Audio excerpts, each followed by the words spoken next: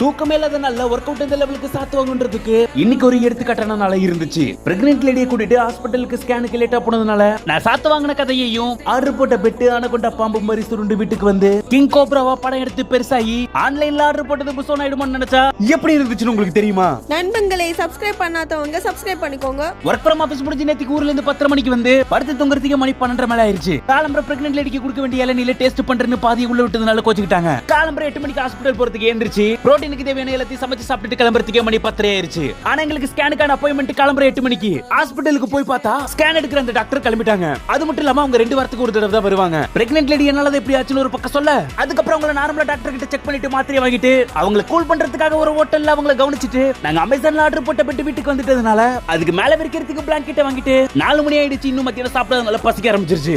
என் புருஷன் பசின்னு வந்துருச்சுன்னா அவங்களாவே இருக்க மாட்டாங்க. கேட்டா டயட் வெளில சாப்பிட மாட்டேன்னு சொல்லுவாங்க. நாங்க வீட்டுக்கு வந்து இவ்வளவு விஷயம் போய்கிட்டு இருக்கு, எதுவுமே நடக்காத மாதிரி மட்டையான மாதிரி தூங்கிட்டு இருக்கான் பாருங்களேன். என் ஒய்ஃபுக்கு ஜிஹெச்ல இருந்து கொடுத்த புரோட்டீன் பவுடர் டேஸ்ட் சூப்பரா இருக்கு, சுகர் அதிகமா இருக்கு. இது இப்போ ஹாஸ்பிடல்ல இருந்து வாங்கிட்டு வந்தது டேஸ்ட் பெருசா இல்ல. கையோட சேர்த்து லஞ்ச கதம் பண்ணிட்டு எனக்கு கொடுத்த புரோட்டீன் பவுடர் கூட உங்ககிட்ட இருந்து ஒளிச்சு வைக்கணும் போல இருக்க. சும்மா டேஸ்ட் பண்ணா இப்படி சொல்றீங்க? இன்னைக்கு டேல இப்பதான் டைம் கிடைச்சதுனால கொஞ்சமா ரிலாக்ஸ் பண்ணி யூடியூப்க்கு வாய்ஸ் ஓவர் கொடுத்து முடிக்கலாம்னு ரூம் கதவை சாத்தினா பிரெக்னென்ட் லேடிக்கு இப்பயே அதை பிரிச்சு பார்க்கணும். அதனால நான் வரமாட்டேன்னு சொன்னாலே என்ன வற்புறுத்தி கோதாவல குதிக்க வச்சிட்டாங்க. நாங்க நினைச்சிருந்தா அந்த கவர் கட் பண்ணிருக்கலாம். ஆனா அந்த மிடில் கிளாஸோட மைண்ட் செட் இந்த கவர் கூட வேஸ்ட் பண்ணாம யூஸ் பண்றதுதான். எல்லாரும் இஷ்டப்பட்ட கவருக்காக கஷ்டப்பட்டு போராடி எடுத்துட்டோம். 15,000 ரூபாய் அமேசான்ல ஆர்டர் போட்ட பெட்டு ஃபர்ஸ்ட் மொக்கையா இருக்கிற மாதிரி ஃபீல் பண்ண வச்சது. ஆனா கவர் கழட்டினதுக்கு அப்புறம் எதிர்பார்த்த மாதிரி இது பெருசாயிருச்சு. பேக் ஃபிட்ல குயின் சைஸ்ல மெமரி ஃபார்ம்ல ஆர்டர் போட்டோம். பிரெக்னென்ட் லேடி கல்யாணம் ஆனதுல இருந்து கேட்டுக்கிட்டு இருந்த ஒரு விஷயம், அவங்களுக்கு பிரெக்னன்சி டைம்ல பேக் பெயின் வரதுனாலயும் வருங்காலத்துல குழந்தைக்காகவும் ஃபைனலா அவங்க ஆசைப்பட்ட மாதிரியே ஒரு பெட்டும் கட்டிலும் வாங்கியாச்சு. ரொம்ப நாள் ஆசிச்சது நமக்குன்னு ஒண்ணு வாங்கியாச்சு. அதுக்கப்புறம் வீடியோக்கு வாய்ஸ் ஓவர் கொடுத்து அப்லோட் பண்ணவே 7:30 மணி ஆயிருச்சு. அதுக்கு மேல ஜிம்முக்கு கிளம்பி போய் இன்னைக்கு சனிக்கிழமை என்பதால் லெக் அண்ட் ஷோல்டர் போட முடியாது.